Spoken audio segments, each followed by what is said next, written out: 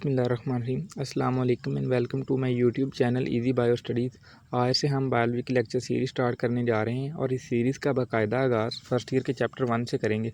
Chapter 1 का आज हमारे पास फर्स्ट लेक्चर है और इस लेक्चर में हम बायो का ब्रीफ इंट्रोडक्शन देखेंगे, लिविंग ऑर्गेनिज्म के कुछ करैक्टरिस्टिक्स हैं और एंड में जो है बायो की मेन डिवीजन्स देखेंगे। सबसे पहले हम देख लेते हैं कि जी बायोलॉजी है क्या चीज़। बेसिकली बायोलॉजी की जो टर्म है वो दो ग्रीक वर्ड का कम्बिनेशन है। पहला है बायोस, बायोस का मतलब है life and logos mean thought और रीजनिंग। अगर हम इसकी डेफिनेशन की बात करें तो the branch of science which deal with the study of life, यानी साइंस की ऐसी शाख है जिसमें हम लिविंग ऑर्गेनिज्म के बारे में पढ़ते हैं, वो बायोलॉजी है। जब हम बायोलॉजी में लिविंग ऑर्गेनिज्म के बारे में पढ़ रहे होते हैं तो हमें ये मालूम होना चाहिए कि लाइफ क्या है। Life basically a set of characteristics that create difference between living organism and non living organism, यानी ज़िंदगी जो है वो ऐसी खसूसियात का मजमूआ है जो कि जानदार चीज़ों को बेजानदार चीज़ों से मुख्तलिफ बनाती हैं। अब वो कौन कौन सी खसूसियात हैं जो कि लिविंग और नॉन लिविंग ऑर्गेनिज्म को जो है एक दूसरे से मुख्तलिफ बनाती हैं, वो अब हम वन बाय वन देख लेते हैं। तो पहला है जी हमारे पास living organisms are highly organised. अब इसका क्या मतलब है? लिविंग ऑर्गेनिज्म जो है वो हाईली ऑर्गेनाइज्ड कैसे हैं? वो ऐसे हैं कि लाइफ जो है वो एक सेल से स्टार्ट होती है, सेल से टिश्यू, टिश्यू से ऑर्गन एंड ऑर्गन से ऑर्गन सिस्टम। इस तरह लेवल्स ऑफ ऑर्गेनाइजेशन जो है वो चलते हैं लिविंग ऑर्गेनिज्म में और एक इंडिविजुअल जो है एक लिविंग ऑर्गेनिज्म जो है वो वजूद में आता है। दूसरा करैक्टर हमारे पास ये है कि living organisms are structurally complex.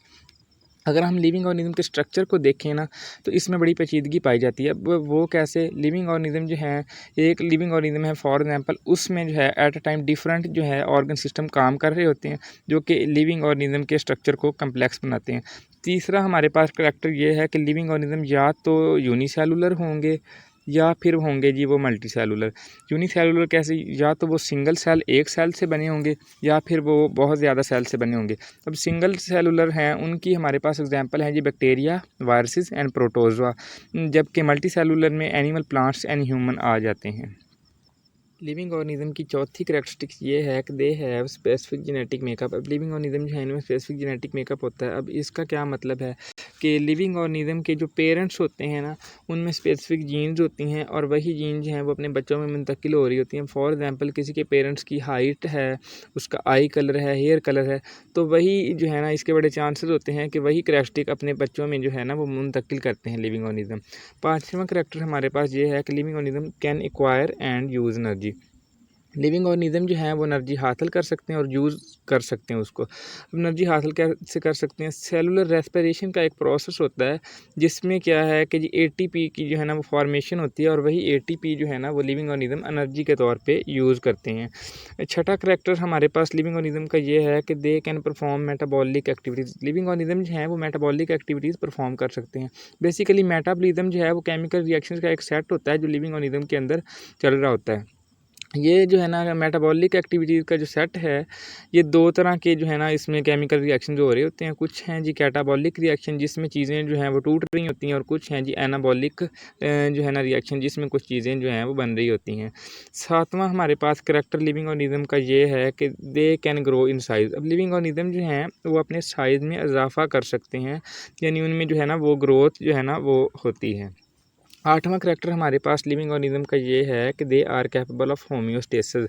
अब इसका क्या मतलब है कि होम्योस्टेसिस जो है ना वो अल्लाह ताला ने ऐसी एबिलिटी दी है लिविंग ऑर्गेनिज्म को कि वो जैसी इन्वायरमेंट होगी ना वो खुद को उसके मुताबिक ढाल सकते हैं। बाहर का टेम्परेचर कोल्ड है या हॉट है तो लिविंग ऑर्गेनिज्म में ये एबिलिटी है कि वो ऐसी इन्वायरमेंट में भी सर्वाइव कर सकते हैं। नौवां करैक्टर हमारे पास लिविंग ऑर्गेनिज्म का ये है कि they can produce new individuals. अब लिविंग ऑर्गेनिज्म जो है ये रिप्रोडक्शन की एबिलिटी रखते हैं, अपनी नस्ल को बढ़ाने की एबिलिटी रखते हैं। ये हमारे करैक्टर हो गए हैं। अब उसके बाद हम देख लेते हैं जी डिवीजन्स ऑफ बायोलॉजी। बेसिकली हमारे पास बायोलॉजी की तीन मेन डिवीजन्स हैं। पहली है जी बॉटनी। बॉटनी में बूटा मीन प्लांट, तो इससे आप याद रख सकते हैं दी स्टडी ऑफ प्लांट्स, यानी बॉटनी में हम सिर्फ प्लांट्स की ही स्टडी करेंगे। इसके बाद है जी ज़ूलॉजी। ज़ूलॉजी में ज़ू से आप याद रख लें जी चिड़ियाघर, और चिड़ियाघर में होते हैं एनिमल्स, तो इसको क्या कहेंगे हम? दी स्टडी ऑफ एनिमल। यानी ज़ूलॉजी जो है ना बायो की ऐसी डिवीज़न है जिसमें हम सिर्फ एनिमल की ही स्टडी करेंगे।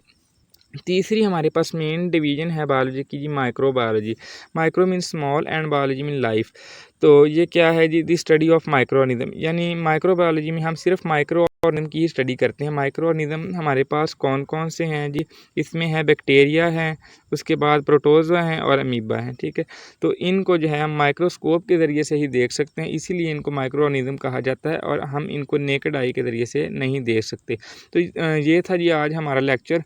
आई होप कि आप लोगों को समझ आ गई होगी। अगर आप लोग इसका PDF हासिल करना चाहते हैं तो मेरा व्हाट्सअप नंबर जो है वो डिस्क्रिप्शन में मौजूद है, तो आप उस पर कॉन्टैक्ट करके जो है ना इसका PDF हासिल कर सकते हैं।